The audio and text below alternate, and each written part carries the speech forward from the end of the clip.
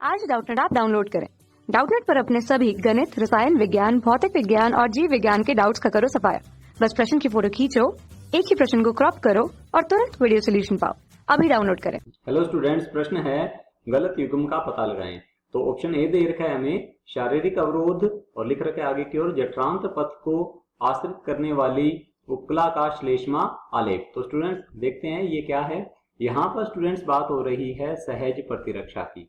अब सहज प्रतिरक्षा ऐसी प्रतिरक्षा है जो जन्म के समय सभी के अंदर मौजूद होती है, अर्थात जन्म के साथ ही मौजूद होती है, बाय बर्थ होती है स्टूडेंट ये, और यह को किसी भी प्रतिजन के लिए विशिष्ट नहीं होती। तो मैं हम यहाँ पर लिख सकता हूँ इसके बारे में, जन्म के समय यह मौजूद होती है, जन्म के समय मौजूद है ये और पाई जाती है सभी जीवों के अंदर, और स्टूडेंट यह विशिष्ट नहीं होती। ठीक है, तो मैं यहाँ लिख सकता हूँ ये अविशिष्ट होती है, किसी भी प्रतिजन के लिए ये विशिष्ट कोई प्रतिक्रिया नहीं दर्शाती, और ये स्मृति आधारित नहीं है। तो यहाँ पर लिख देते हैं स्मृति आधारित नहीं है स्टूडेंट्स, आधारित नहीं है, बिल्कुल भी नहीं है, ये याद नहीं रखती किसी भी प्रतिजन को। और यदि बात की जाए तो ये अवरोध के रूप में कार्य करती है। इसके अंदर मुख्यतः क्या पाए जाते हैं? अवरोध पाए जाते हैं। अवरोध अब क्या होंगे? अवरोध ये बैरियर होते हैं स्टूडेंट, जो प्रतिजन को हमारे शरीर में आने से क्या करेंगे?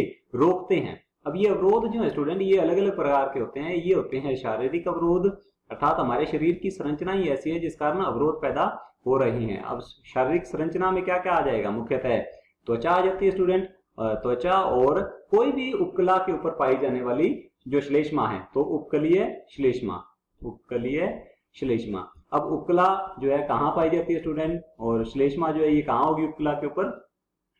ये स्टूडेंट जैसे कि हमारे शरीर के अंदर पथ, जितने भी पथ जा रहे हैं अंदर की ओर या फिर शरीर से निकलते हैं, जैसे कि हम बात करें जठरांत्र पथ जो कि हमारे पाचन तंत्र से संबंधित है, श्वसन पथ है, ठीक है, मुंह की जो उपकला है इसके ऊपर भी श्लेष्मा पाई जाती है। तो स्टूडेंट जितने भी पथ हैं उनके ऊपर श्लेष्मा का आवरण पाया जाता है। ये क्या होगा? ये होगा स्टूडेंट शारीरिक अवरोध। तो देख सकते हैं शारीरिक संरचना की वजह से जो अवरोध हो रहा है उत्पन्न, उसे कहते हैं स्टूडेंट शारीरिक अवरोध। तो लिख देते हैं ये किस प्रकार का अवरोध है? शारीरिक अवरोध होगा। तो ऑप्शन ए में दे रखा है हमारे पास शारीरिक अवरोध जठरांत पथ को आश्रित करने वाली उपकला का श्लेष्मा आलेप। बिल्कुल सही है स्टूडेंट, ये मैच कर रहे हैं, परंतु हमें बताना है गलत युग्म के बारे में। तो ये ऑप्शन क्या होगा? गलत होगा। ऑप्शन बी देखते हैं स्टूडेंट, कार्यकीय अवरोध अमाशय में अमल। तो इसी के अंदर अवरोध आ जाएगा, दूसरे प्रकार का अवरोध है ये है कार्यकीय अवरोध, या इसे कहते हैं फिजियोलॉजिकल बैरियर। कार्यकीय अवरोध लिख लेता हूं स्टूडेंट मैं यहाँ पर। तो ये भी कार्यकीय अवरोध होते हैं, ये दूसरे स्तर का निर्माण करते हैं स्टूडेंट। जैसे कि हम बात करें आंसू जो है, अब कैसे बनाए गए हैं? ये उपापचय क्रियाओं के द्वारा बने हैं, या फिर हम कहते हैं अमाशय में अमल जो है, अमाशय में अमल। तो अमाशय में जो अमल है स्टूडेंट्स ये भी क्या है? उपापचय क्रियाओं के द्वारा बनता है, और उपापचय क्रियाओं का अध्ययन हम किस में करते हैं? कार्यकी में करते हैं। तो ये किस प्रकार के अवरोध हुए? कार्यकीय अवरोध हुए। यदि और बात करें हम तो सीबम जो क्या होता है कि तेल ग्रंथियां जो हमारे स्किन पे पाई जाती हैं, त्वचा में मिलती हैं स्टूडेंट, वो सीबम का स्राव करती हैं, और उनकी पीएच भी क्या होती है? कम होती है, जिसके अंदर जो माइक्रो ऑर्गेनिज्म या फिर सूक्ष्म जीव है वो ग्रोथ नहीं कर पाते स्टूडेंट। तो अमाशय में अमल जो है ये किस प्रकार का अवरोध है?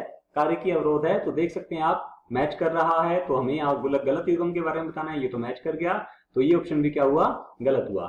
ऑप्शन सी के बारे में देखते हैं स्टूडेंट। ऑप्शन सी में लिखा हुआ है हमारे पास यहाँ कोशिकीय अवरोध पीएमएनएल न्यूट्रोफिल। तो हम देखते हैं यहाँ पर, तो कोशिकीय अवरोध तीसरे प्रकार का जो अवरोध है ये क्या है?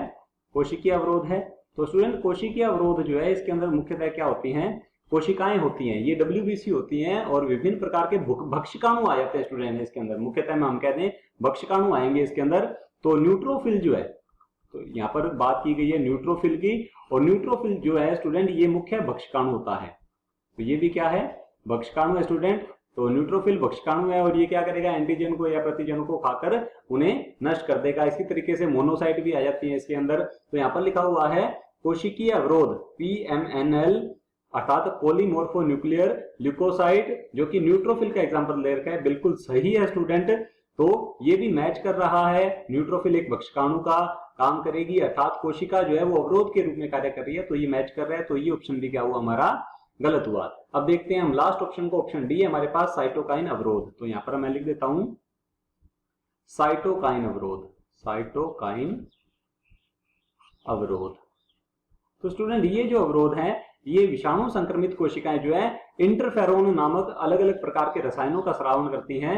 वो इंटरफेरोन क्या करेंगे, अन्य कोशिकाओं को संक्रमित होने से बचाते हैं। तो यहाँ पर मुख्य ये है कि विषाणु संक्रमित कोशिकाएं ही क्या करती हैं, इंटरफेरोन का स्रावन करती है, और इस प्रकार के अवरोध को क्या कहते हैं, साइटोकाइन अवरोध कहा जाता है। तो स्टूडेंट इसमें क्या दे रखा है कि ऑप्शन डी में लिख रखा है साइटोकाइन अवरोध मुख में लार। तो स्टूडेंट मुख में जो लार है वह कारिकीय अवरोध होगा। हम यहाँ पर लिख देते हैं मुख में लार, और लार का जो निर्माण है वो किसके द्वारा होता है स्टूडेंट, लार ग्रंथियों के द्वारा होगा, अर्थात उपापचय क्रियाओं के द्वारा होता है, और उपापचय क्रियाओं का अध्ययन हम कारिकी में करते हैं। तो ये किस प्रकार का अवरोध हुआ, ये कारिकीय अवरोध हुआ। तो ये मैच नहीं कर रहा, तो ऑप्शन डी जो हमारा क्या होगा, सही होगा। कक्षा 6 से 12वीं से लेकर नीट, IIT, JEE वो एडवांस के लेवल तक 1 करोड़ से ज्यादा छात्रों का भरोसा। आज ही डाउनलोड करें डाउटनेट ऐप या व्हाट्सएप करें अपने सारे डाउट्स 8400 400 400 पर।